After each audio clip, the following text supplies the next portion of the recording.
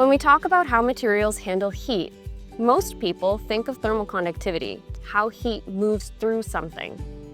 But there's another equally important property that tells us how much heat a material can hold before it changes temperature. It's called specific heat capacity.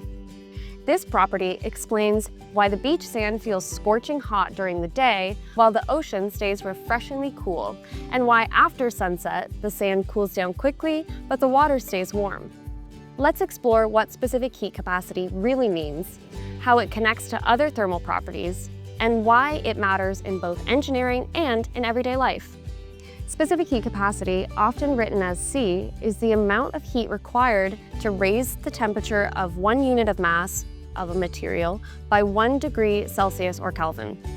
The formula looks like this, where Q is the heat in joules, M is the mass in kilograms, and delta T is the temperature change.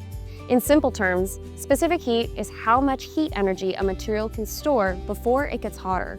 Remember, heat is energy measured in joules. Temperature is how we sense that energy or how it's distributed. And here's a fun fact. A material with high specific heat doesn't necessarily conduct heat well. One property describes storage, the other describes movement. Think of specific heat as a material's thermal reservoir. Water, for example, has a very high specific heat capacity. It takes a lot of energy to heat it up, and once warm, it holds on to that heat for a long time. That's why boiling water takes longer than heating oil. Sand, on the other hand, has a low specific heat. It heats up fast under the sun, but cools down just as quick after sunset. Or think about cooking. Metal pans heat and cool rapidly, which is great for quick control. But a ceramic dish with higher heat capacity stays warmer much longer. Each material behaves differently depending on how much heat it can store. In thermophysical testing, specific heat doesn't stand alone. It connects directly with other properties like thermal diffusivity and thermal effusivity. Thermal diffusivity describes the rate at which heat spreads through a material. It's defined as thermal conductivity over density times the specific heat. This means if your specific heat value is inaccurate, your calculated diffusivity will be off as well.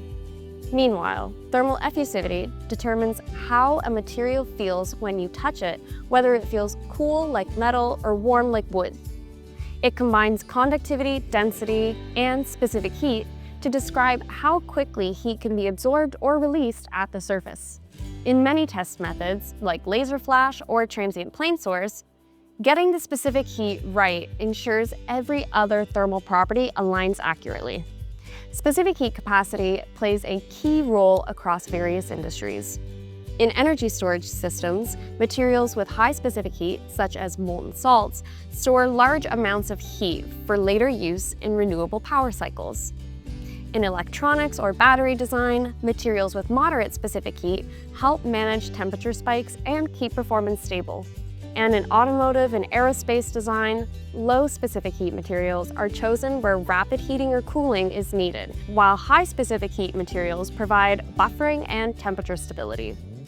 Understanding this balance helps engineers make smarter material choices and improve system performance.